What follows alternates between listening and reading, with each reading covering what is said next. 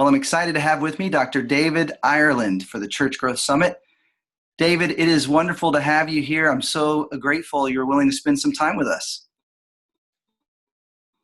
Well, my pleasure, Eric. It's a great opportunity to talk with you and also the individuals that will be viewing this in a short while.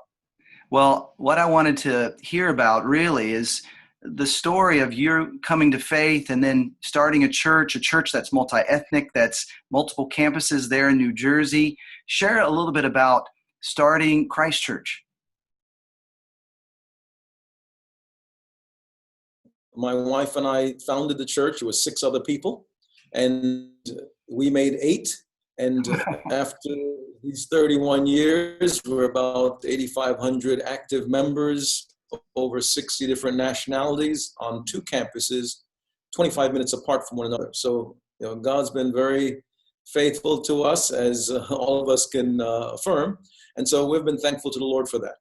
So I've seen the church mushroom over the years, and so I'll respond as in a more of a conversational way as you're posing some questions. Yeah, well, what I love too is really a lot of who your church has become is a reflection of even God's calling in your own life. I know your mission is to be an authentic reconciler. How have you seen this idea of reconciling others to God and to each other a part of reaching New Jersey?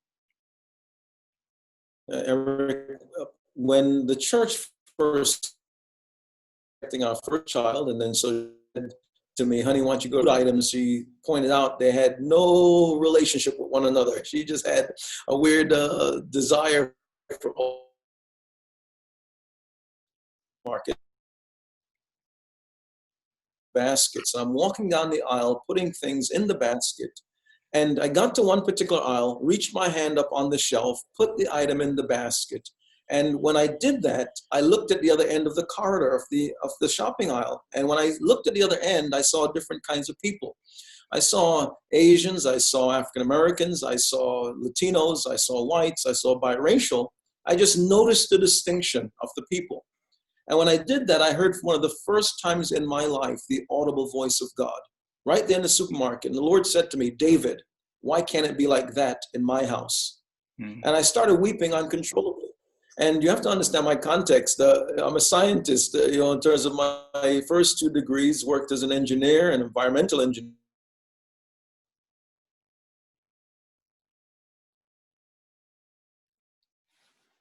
On top of that, I was born in Jamaica, and it was, and so my public, I fought against it. When the Lord said to me, "Why can't it be like that in my house?" Instantly, I started crying uncontrollably in the supermarket. And it was one of those loud bawls, and it wasn't pretty. And no one had done anything to me. I was just standing there, and I heard God placed on me that moment, Eric, the thing that was troubling him, and that was the lack of diversity in his church. And so it became a personal mission of mine. And so for the past 31 years, I've been chasing hard after that. And so my heart is to see, in fact, our mission statement as a church is Christ Church exists to unite people to God and people to people. My personal mission statement, as you commented, is I just want to be an authentic reconciler. I don't have an axe to grind. I just want to connect with people and for people to connect with me. That's beautiful. Well, I think certainly in the context of New Jersey, which does invite the world to come, how have you been able to reach such a diverse audience? What's helping people connect to your community and find faith? And I appreciate that. From a diversity perspective, the church grows cross-culturally for one of 4 reasons. And I'm bringing up now, so my dissertation, I did my doctoral dissertation on the black-white relationship in large multiracial churches in America. Interesting. And so I had to build it around a specific socioeconomic principle called theory. And I hate to wax eloquent or technical, but I just wanted to let you see a little bit. I went to school. It wasn't a bogus degree. But but the social exchange theory simply says this: why should I cross over my culture and ethnicity to come into yours? I must gain something from your world that I can't gain from my own. Hmm. And so the church grows cross-culturally or transracially, transethnically for one of four reasons. One, it's because of the worship experience, and I'll unpack in a moment. Two, the pastor, not the preaching, but the person, the pastor. Three, the sense of community. Four, the sovereignty of God. Like Azusa Street, for example, 6 was the sovereignty of God. It was not only was it a revival that took place, but it was a cross-cultural, multiracial revival in terms of the people that participated. That was because of the sovereignty of God. We can't predict revivals, but they are sovereign moves. We participate in them, certainly, and we do something about it by praying.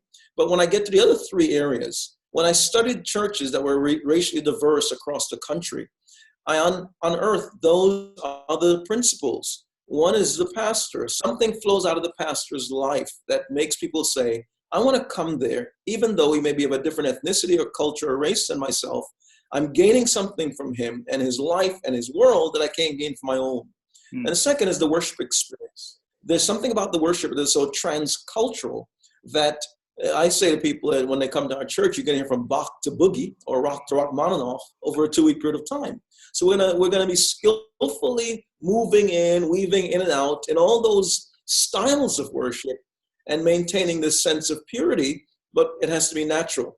Then the third reason is that the sense of community, a belonging. You feel like these are my people. Regardless of the difference in skin pigmentation or even culture, you feel like a sense of belonging.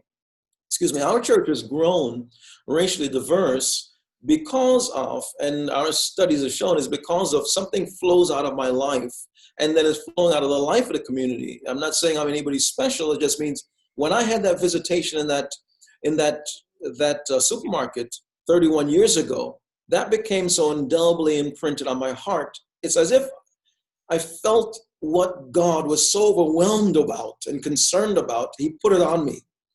And so I had to be able to start coming up with creative ways and creative ideas and praying about it and looking at the church and saying, what are we saying to people when they come here? What are we not saying to them? How are we creating this sense of invitation? And so even in our lobby, you'll see the word welcome in about 60 different languages as we're saying, well, you're welcome here, regardless of your language of origin or your birthplace of origin, whatever your race is. And it takes intentionality. Now, it does mean that you grow slower because it's easier to grow fast when it's homogenous in terms of culture and race. I don't have to deal with difference in music. I don't have to deal with difference in teaching style. I don't have to deal with difference in explaining myself in a way that's more far-reaching culturally or nationally. And so you can grow faster, but it's not reflective of the community. And so the community is diverse and you want to reach people. That's fantastic. Well, obviously, God has moved, and it is amazing to see just the beautiful, although slower, growth that God has given you and your church community. I wonder along the way, what have you seen help people take that step across and choose to follow Jesus? That area, when I do evangelism, it's really, how does Jesus apply to me? What does he care about me? Am I important to him? And how does he view me? Do I have value? Is there purpose? And I find myself to engage the culture when I teach, like I'm in a series now called The Unconventional Jesus. Why is he so different than I am? And what makes him attractive to me? And so the idea is that he learns, and I should say, he knows how to accept me, and he doesn't have to approve of everything that I've done or that I'm doing. And so that distinction is what I try to convey to people, that learn to practice acceptance, even though you may not be approved of everything someone does. And when you practice acceptance, you're saying, in essence, I accept you. I validate you as a human being. I respect you as an individual with God-given, peculiarities and desires and idiosyncrasies. And you're God magnus opus. You're his highest gift and highest creation, people. And I accept you in that, but I'm going to challenge you and get in your face and say, hey, you can live a life that's more flourishing if you connect with your creator, because he created you for a reason. And the greatest reason is that you exist to worship God.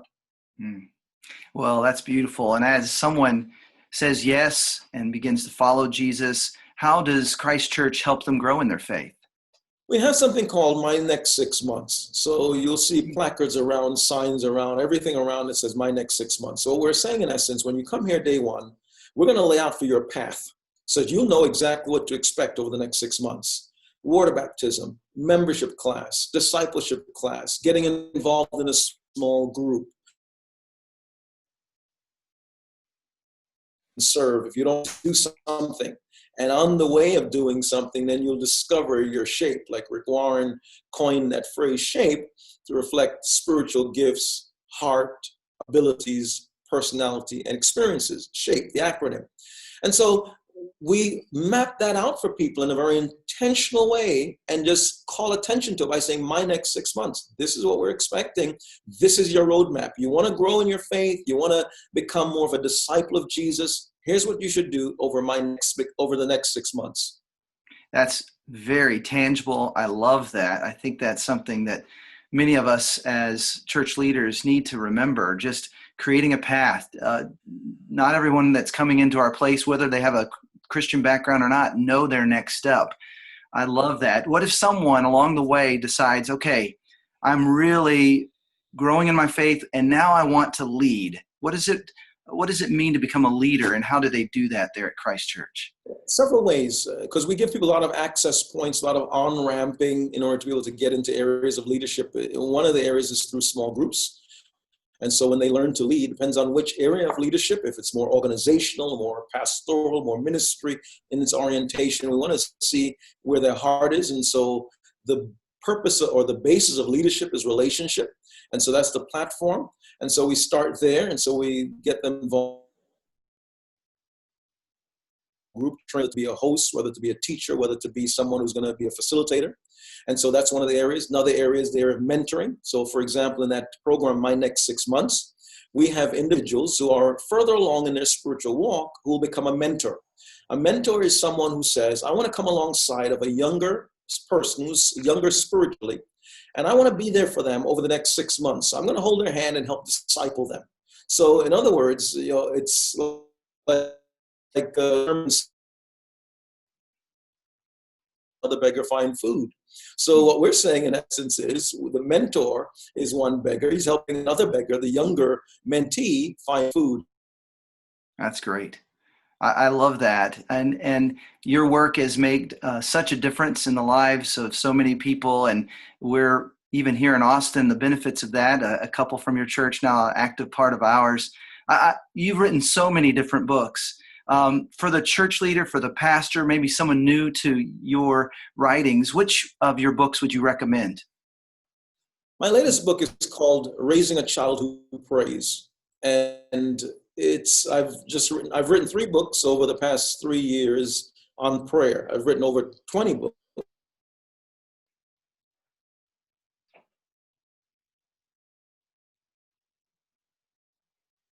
And so to do that is I lay out a roadmap for people so they can get my resources on Amazon or wherever books are sold. But I'm really excited about that book, Raising a Child Who Prays. On the subject of diversity, there's one coming out in March. It's called One in Christ. And so Regnery, Regnery, if you go to Regnery, the publishers, they're the ones who are the publishers for that particular book. And so in March, I'm trying to help with the whole issue of race relations and diversity and what it means to really help people navigate those murky waters to build not only multi-ethnic churches, but also have multi-ethnic lives. How do I have a life that reflects the Jesus kind of life? That's beautiful. Well, thank you for your efforts in mentoring us from afar through your messages, through the books you've written, and even through your website and coaching that you do. Thank you so much, David, for spending some time with us. My pleasure, Eric. Thanks for the opportunity.